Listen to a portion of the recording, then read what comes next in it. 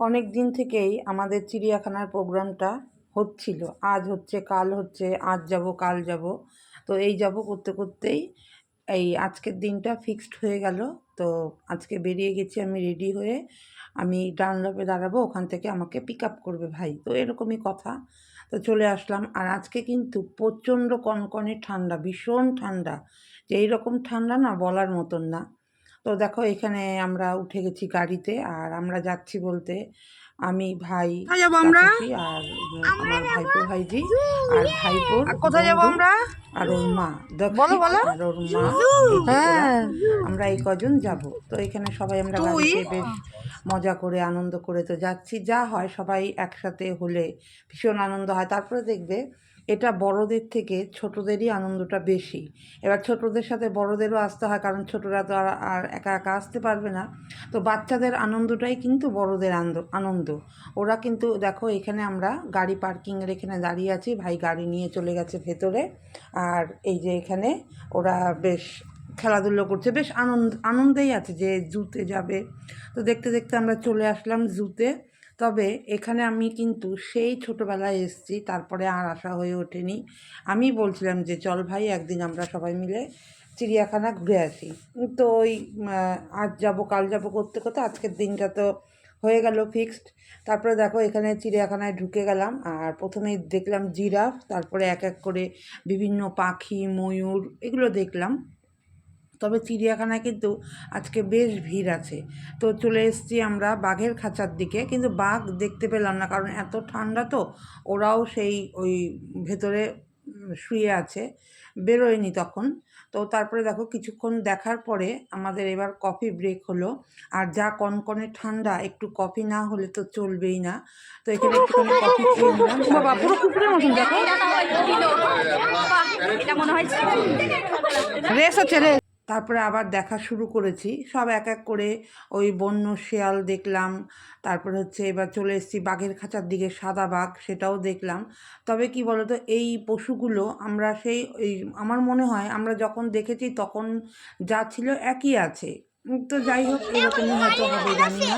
তবে বাচ্চাদের তো ভীষণই ভালো লেগেছে, আমাদের বড়দেরও ভালো লেগেছে। আর আমার একটা দেখে মনে হয় যে বনের পশুদের খাঁচায় বন্দি করে রাখা তাদের কতটা কষ্ট। তো যাই হোক, সবাই তো চিড়িয়াখানায় এগুলো দেখতেই আসে বাচ্চাদেরকে নিয়ে। তারপরে দেখো কিছুক্ষণ আবার দেখার পরে আমরা এখানে দুপুরের লাঞ্চ নিয়ে বসেছি একটা জায়গায়, বেশ ভালো জায়গা বেছে, রোদ যেখানে আছে, এত কনকনে ঠান্ডা, যেখানে রোদ আছে সেখানে আমরা বসে পড়েছি চাদর পেতে। একটা ছোটোখাটো পিকনিক হয়ে গেছে আমাদের। তো খাবার দাবার এখানে সব খাওয়া দাওয়া হচ্ছে। আর এই দিন ছিল আমার ভাইয়ের জন্মদিন। তো এখানে কেমন খাচ্ছেন? জন্মদিনের দারুন।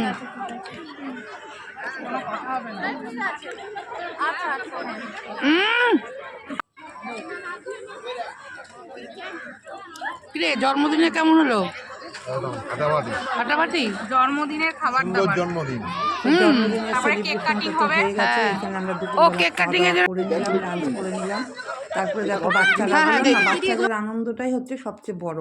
ওরা ভীষণ আনন্দ করেছে, চিড়িয়াখানায় ভীষণ সেরকম মজা করেছে, কিছুই নেই। আমাদের অত দেখেছে সহজ। সব কিছু। তবে কি চিড়িয়াখানায় না অনেক পশু পাখি কম ছিল। আর এখানে দেখো এবার হরিণের খাঁচার সামনে এসে গেছি। তো এক এক করে সব পরপর দেখছি, খাওয়া দাওয়ার পরেও বেশ অনেকক্ষণ আমরা দেখেছি। আর এতটা বড় এরিয়া, আমি যে বসে পড়েছি খেতে দুপুরবেলা লাঞ্চ করতে, তা আমি বলছি যে আমি আর যাবো না, তোরা এবার ঘুরে আয়। কি তারপরে দারুণ দেখো দেখো। এখানে আবার চলে আসলাম এই এমু পাখির এখানে। এমু পাখিটা এই এত যে সুন্দর দেখে মনে হচ্ছে খুবই কি অস্ট্রেলিয়ান। র্যাম্প ওয়াক করছে। তো ভীষণ ভালো লাগলো, বললাম না বাচ্চারা খুব আনন্দ করেছে, খুব মজা করেছে। তারপরে একেবারে আমরা ফ্রন্টে চলে এসেছি, চিড়িয়াখানার ফ্রন্টে এসেছি। সেখানে আমাদের একটু ফটোশ্যুট হচ্ছে, ভিডিও হচ্ছে। কারণ কি, যখন আমরা এন্ট্রান্সে ঢুকলাম তখন আমরা ভেতরে ঢুকে গেছি। তো তখন আর এই ভিডিও ছবি কিছুই করা হয়নি। ফেরার পথে তো করছি। আবার এইখান থেকে আবার চলে এসেছি হাতি দেখতে, হাতি, বাঘ, সিংহ, যেগুলো তখন দেখা যায়নি। তখন আবার ভাই বললো চল আবার যাওয়ার পথে একবার দেখে যাই, কারণ বাচ্চাদের এগুলো না দেখাতে পারলে নিজেদের মনটাই খারাপ হয়ে যায়। ওই যে বললাম বাচ্চারাই আনন্দ করে বেশি। তারপরে দেখো ওখান থেকে চলে এসেছি বাঘের খাঁচার এখানে। বাঘ দেখেছি, ওই সবাই খালি খুঁজছিল যে বাঘটা কোথায়, বাঘটা কোথায়। তারপরে এক সময় দেখা দিল। তারপরে চলে আসলাম সিংহর এখানে, আর সিংহকে তো দেখতে পেলাম না, সিংহীকে দেখতে পেলাম। সিংহীর যা গর্জন, সেটাতেই সন্তুষ্ট হয়ে গেল কান। আর তারপরে দেখো আমরা বেরিয়ে গেছি। আর এখানে হচ্ছে ফ্রন্টে, আমি প্রথমে তুলতে পারিনি, এটা হচ্ছে এন্টার্সটা, যে জুয়ের এন্টার্স হচ্ছে এটা।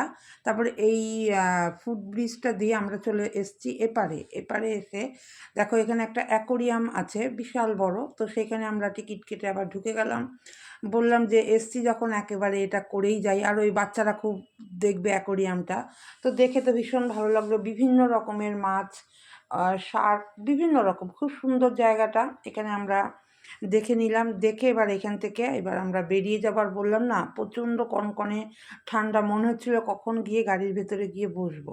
তাই এখান থেকে হেঁটে যাব আমরা হচ্ছে যেখানে গাড়ি পার্ক করেছে সেখানে। আর এইটা দেখো ন্যাশনাল লাইব্রেরি, আর এটা হচ্ছে মহিলা সংশোধনাগার এই আলিপুরের, যেখানে আমরা অনায়াসে ঢুকতে পারতাম। আমার ভাই আগে এই জেলারের সার্ভিসই তো করতো। তো যাই হোক, আর গেলাম না, অনেকটাই বেলা হয়ে গেছে। তারপরে দেখো এখানে গাড়ির পার্কিংয়ে এখানে চলে এসেছি। আর গাড়ি যেখানে পার্কিং করা হচ্ছে সেই এই পার্কিং জোনটাও খুব সুন্দর, ভীষণই সুন্দর। তো এখানে আমরা নিচে দাঁড়িয়ে আছি, ওয়েট করছি। তারপরে চলে আসলো ভাই গাড়ি নিয়ে। আর বললাম না এত কনকনে ঠান্ডা, যে ঠান্ডার মধ্যে কখন আমরা গাড়িতে ভেতরে ঢুকবো আর বাড়ি যাব, এরকম অবস্থা। তো এখানে সবাই ব্যস্ত হয়ে গেছে, বাচ্চারা সারাদিনের ধকল, সারাদিন এই পুরো জুটার ঘোরাঘুরি হয়েছে। তারপরে ঠিক হলো আমরা ভিক্টোরিয়া যাব। এই ভিক্টোরিয়ার সামনেও চলে এসেছি, গাড়ি পার্কিংয়ের কোনো জায়গা নেই। তা একজন বলল যে আর ঢুকে কি করবেন, 30 মিনিট 20 মিনিটের মধ্যে এখন কাউন্টার বন্ধ হয়ে যাবে, তো ঢুকে তো কোনো লাভ নেই। আমরা চলে আসলাম। তো আজকের দিনটা আমাদের খুব ভালো কাটলো, মজা কাটলো। বাচ্চারা খুব আনন্দ করে চিড়িয়াখানা দেখলো, তার সাথে সাথে আমরাও দেখলাম। তো দিনটা আজকে ভীষণই ভালো কাটলো।